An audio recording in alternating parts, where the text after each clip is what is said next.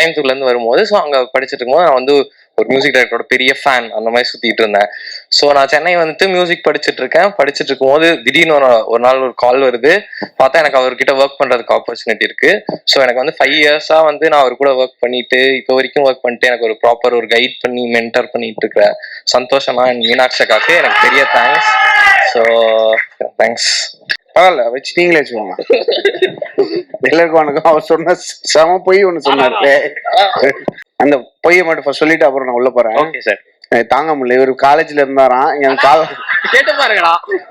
நான் உனக்கு கால் பண்ணேனா? இல்லண்ணா, விக்ரம் தான் மேனேஜர். கிடையாது கிடையாது. ஆமாண்ணா, நான் உண்மையை சொல்றேன் சார். சொல்லுங்க, தயவு செஞ்சு உண்மையை சொல்லுங்க. இவரு எனக்கு சொல்றாராம்.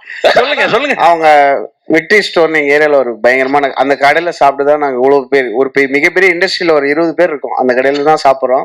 ஓகே, அங்க நான் வந்து ஜென்ரலா ஸ்டூல் போட்டு உட்காந்துட்டு போறவங்க எல்லாம் கலாய்ப்பேன். அப்ப வந்து இவன் வந்து என்ன ஸ்கூல் ஆபரேஷன் தான் காலேஜ் ஸ்டார்ட் பண்றேன். அதை ஸ்கிப் பண்ணிட்டல, அதை மட்டும் தான் சொல்ல போறேன். ஸ்கூலா பண்ணி காலேஜாடா? காலேஜ் படிக்கும் போது இல்ல, வெறும் கவர் ஒண்ணு எப்படி சுத்திட்டே வந்தான். எதுக்குன்னா நெய் வாங்க வந்திருக்கான் கடைக்கு.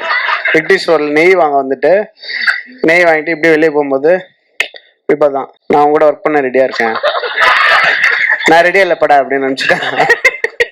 அதுக்கப்புறம் ஒரு 4-5 வருஷம் இருக்கும். அது 4-5 வருஷம் 3 years ஆயிடுச்சு. ஓகேங்களா, அது உண்மை. அப்போ அதே கடையில் நான் அதே ரோல்ல தான் இருந்தேன். அப்ப இவன் வரான். இவன் எப்படி வந்தானா, நடக்கிறதோட ஓடுறது ஸ்லோவா இருக்கும்.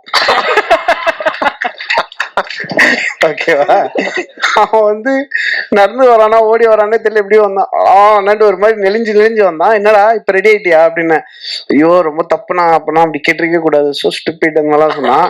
சரிப்பா அப்படின்னு அனுப்பிட்டேன். அப்புறம் அவங்க அம்மா வந்தாங்க. பையன் ரொம்ப நல்ல பையங்க, யாருக்குமே கெடுதல் நினைக்க மாட்டான், அவனுக்கு ஒரு வாய்ப்பு கொடுங்க. அதுக்கெல்லாம் வாய்ப்பு கொடுக்க முடியாது, போங்க மேடம் சொல்லி அனுப்பிட்டேன். அப்புறம் அவன் அங்கேருந்து மெதுவா வந்து ஒரு யூடியூப் ஒரு லிஸ்ட் மாதிரி கொடுத்தான். இதுல நான் மியூசிக் பண்ணது கொஞ்சம் கேட்டு சொல்லுங்கன்னா, கேட்டா பயங்கரமா இருந்தது. ஒரு குவார்டர்ல ஒரு பீஸ் பண்ணியிருந்தான். அப்பதான் அந்த கால் நடந்துச்சு. அப்புறம் வந்து விக்டர்கிட்ட சொல்லி, விக்டர் அவனுக்கு கால் பண்ணீங்கன்னா நல்லா பண்றான் விக்டர், என்ன ஆச்சு தெரியல, நம்ம திட்டினது அவன் சீரியஸா எடுத்துட்டான் போல அப்படி. அதுக்கு முன்னாடி நான் கொஞ்சம் இன்னும் திட்டினேன், அது நான் இப்போதைக்கு போடான்னு சொல்லிட்டேன். ஓகே.